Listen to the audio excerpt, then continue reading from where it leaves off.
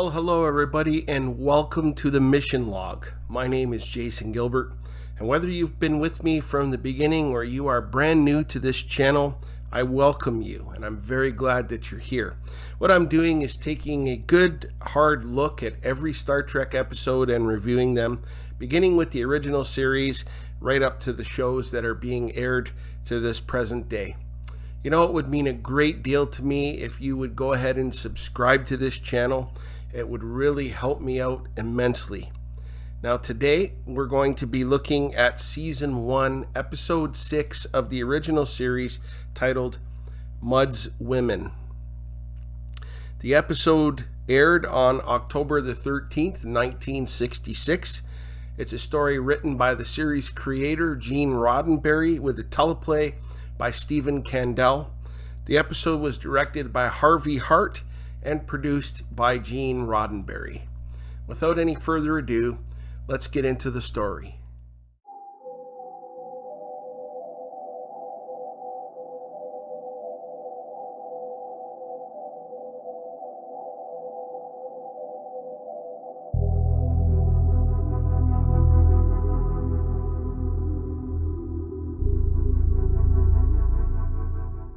The episode opens with a captain's log, stardate 1329.8.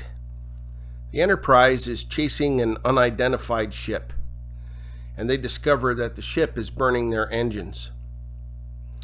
We see Uhura at her station in a gold-colored uniform, very strange.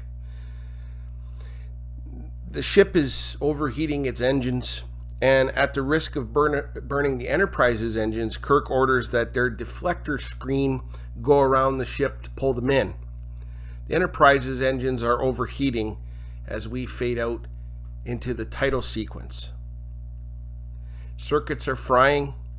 Scott can't lock in with the transporters. Uhura finally gets a distress signal and they beam aboard a very odd-looking man. He identifies himself as Captain Leo Walsh. And while trying to beam aboard the rest of Walsh's crew, an asteroid destroys the ship. Suddenly, three very beautiful women beam aboard. Scott and McCoy are stunned. Kirk is trying to communicate with the transporter room, but the ladies are acting very flirtatious with the men, and they put the men in what looks like a trance. Kirk demands to see the captain of the vessel in his quarters immediately. Now, on the way to Kirk's quarters, the females who beamed aboard are causing a stir amongst the crew as they walk through the corridors. On the turbo lift, one of the ladies apologizes to Spock for Walsh's derogatory comments about emotionless Vulcanians. She said that he is used to buying and trading people. A little clue into Walsh's character. When Walsh and the ladies come into Kirk's quarters, he too is stunned. Walsh explained that they were not his crew, they were his cargo. In a captain's log, Kirk states that the females have some sort of a magnetic effect on the men of his crew, and at the moment there's no explanation. Kirk informs Walsh that he is starting a hearing against him for his actions. Kirk orders Walsh confined to quarters. On the bridge, Scott is explaining that the ship is in trouble with only one lithium crystal left. I wanted to pause here. Look at these two icons. Walsh is talking to the ladies about the upcoming hearing, and he tells them to answer every question, but to make sure that they don't allow a medical examination. One of the ladies says his real name, Harry. He's angered by that and orders her to be quiet. On the bridge, Spock and Scott explain that all the ship's power is being pulled through their one remaining lithium crystal. Spock said that the crystal will not last, and he suggests that they go to planet Rigel 12 as there is a lithium mine there, and Kirk orders it so. The Enterprise alters course. Look at that. What a beautiful ship.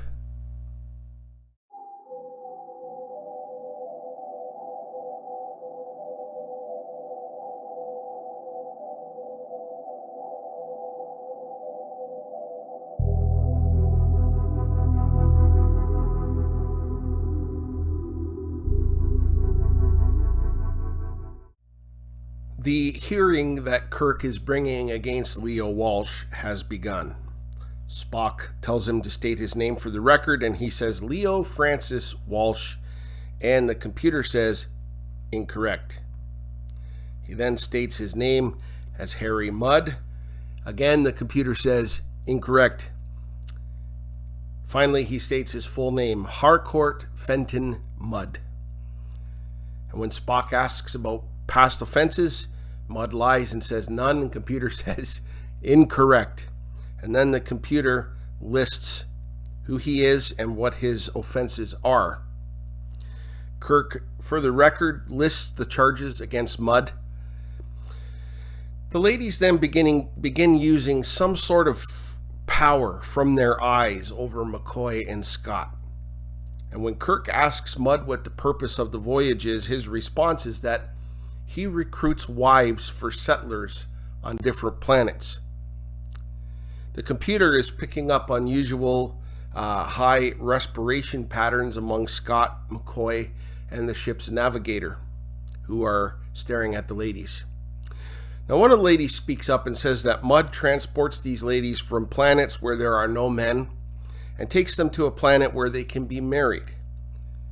Kirk went ahead and declared the meeting closed and will hand Mudd to the legal authorities at the earliest opportunity.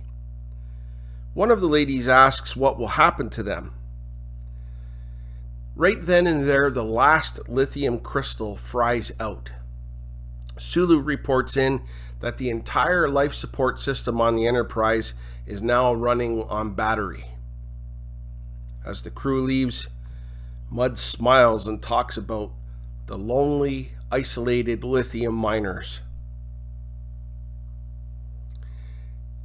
He wants to entice the ladies with husbands. He got them all excited about that while he himself sees only profit. One of Mudd's women comes into sick bay and causes something strange to happen to McCoy's medical scanner. And McCoy finds himself unable to think as the girl has him almost intoxicated. Kirk walks into his quarters and one of the women is in there waiting for him. She talks to him about loneliness and is enticing him. And as she is about to kiss him, she stops. And she says she can't go through with what Harry Mudd wants her to do. And then she storms out. In Mudd's quarters, two of the women are giving Mudd information about the miners on Rigel 12. The one who was enticing Kirk came in not feeling well and curiously said, "I think it's time." On the bridge, Kirk and McCoy are conjecturing amongst each other as to who or what these ladies are. Spock quietly observing. Then back in Mudd's quarters, one of the ladies gives him a communicator that she had stolen, and he communicates with the miners at Rigel 12.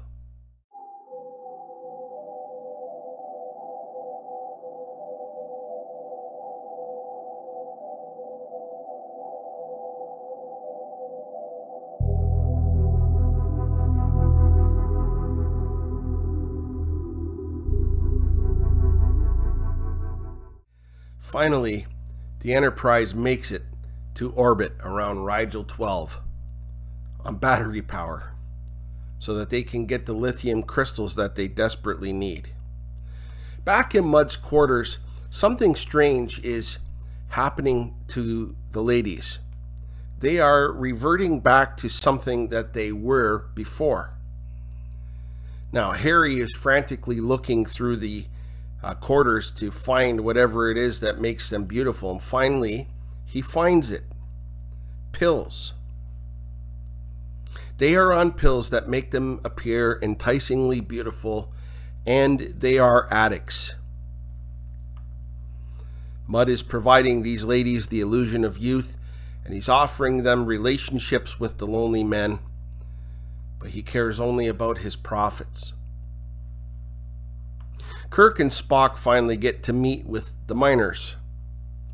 And Kirk has said that they have been authorized to pay an equitable price for them. The miners said that they would prefer a swap. The swap would be the lithium crystals that the Enterprise needs for Mudd's women.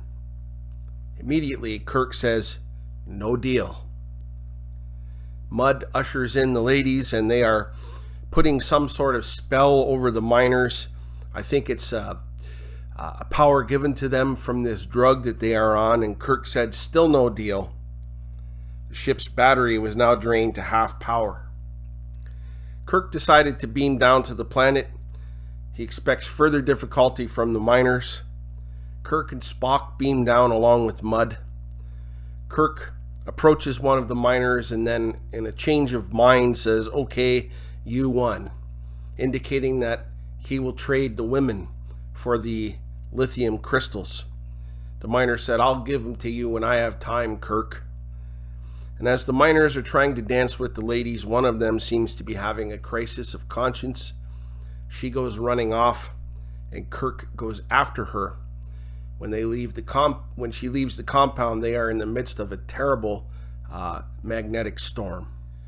Kirk and the landing party have beamed back aboard the ship to use the ship's equipment to begin a search. The magnetic storm on the planet's surface is messing with their equipment. With the ship's batteries depleting and in dire need of the lithium crystals, Kirk is getting edgy and is getting short with his officers. On the surface, one of the miners found the missing lady, unbeknownst to Kirk. They are now down to 45 minutes left of power. And the ship finally picked them up in the miners' quarters. Kirk decides to beam back down with Mudd. On the surface, one of the ladies named Eve began to warm up to the idea of staying there as she prepared a meal for the miner. Also, the effects of the drug have worn off, and she is looking like her true self. And the miner is upset. Kirk and Mudd come in, and Kirk orders Mudd to tell the miner about the Venus drug, the pills that the ladies are addicted to. It is an illegal drug that makes men temporarily more masculine and females temporarily more feminine. The miner complains about what Mudd did. Eve takes the pill, and she said that she wants to remind the miner to remember what he can't have. She then becomes youthful again. However, there is a twist.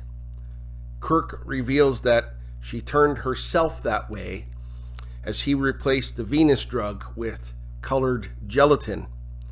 Kirk said that there is only one kind of person, and they either believe in themselves or they don't.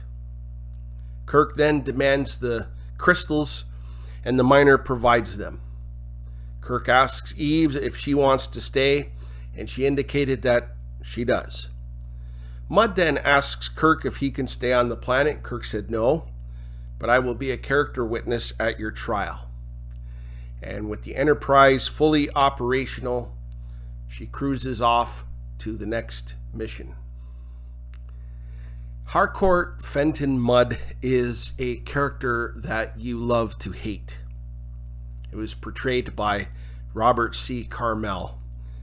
He is a cheat, a swindler, a seller of illegal goods, a guy that deserves wholeheartedly to be behind bars, a smooth talker, and a liar. Now, what makes his character so dislikable for me is that he is a trafficker, a human trafficker. And as you know, that disgusting business takes place all over the world, where human beings are kidnapped, bought, and sold against their will. When Kirk meets the three ladies, he asks Mudd if they were part of his crew, and with a smile on his face, he said that they were his cargo. Human beings are not cargo, and I really feel that this is something that should not have been made light of. Mudd also is a drug dealer, in this case something called the Venus drug, which is supposed to make a man more masculine and a female more feminine. No doubt this episode was fueled by the drug issues of the 1960s. I will say that Carmel played the role very well. The ladies who played Mudd's women played their part well. Out of the three, only one, Eve, had any sort of a conscience. They went along with Mudd's schemes. When they were on the drug, it sort of gave them a magnetic power to draw men to them. And on the episode, we saw grown men turn into hormonal teenagers in the presence of these ladies. Now, the story in the background is good here. Kirk is trying to rescue the crew of a ship that was burning its energy. And as a result, the Enterprise's energy is drained, thus putting the crew of the Enterprise in danger. And Kirk mentioned it is worth the risk to the Enterprise to save people. Unfortunately, that is the only part of this episode that I liked. Even when Kirk met with the miners, they wanted to trade the crystals for the woman.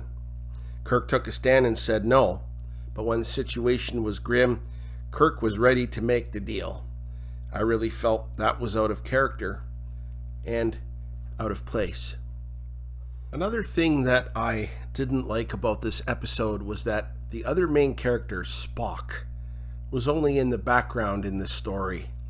I really feel that his logic would have been a great addition to this story, but it is nowhere to be found. However, at the end of it all, I have to agree with something that Spock said near the end of the episode. He said, and I quote, "I found this episode to be full of emotion and annoying." And that is how I feel about the episode called Mudd's Women. I give this episode 1 out of 5 Starfleet insignias for awesomeness.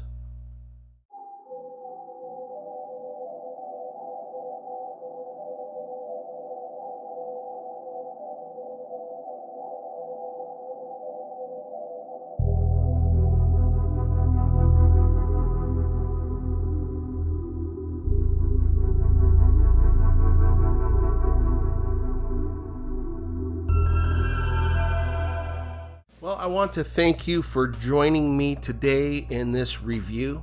I hope that you found it informative and enjoyable. Please feel free to leave a comment. Even if you disagree with my assessment, even if this is your favorite episode, I would love to hear your thoughts. All I ask is that we remain respectful of each other and that the comments be left profanity free. Please plan to join me next week as I review the episode, What Are Little Girls Made Of? Would you please consider once again subscribing to my channel? It would really mean a lot to me and it would help me out. Until next time, live long and prosper.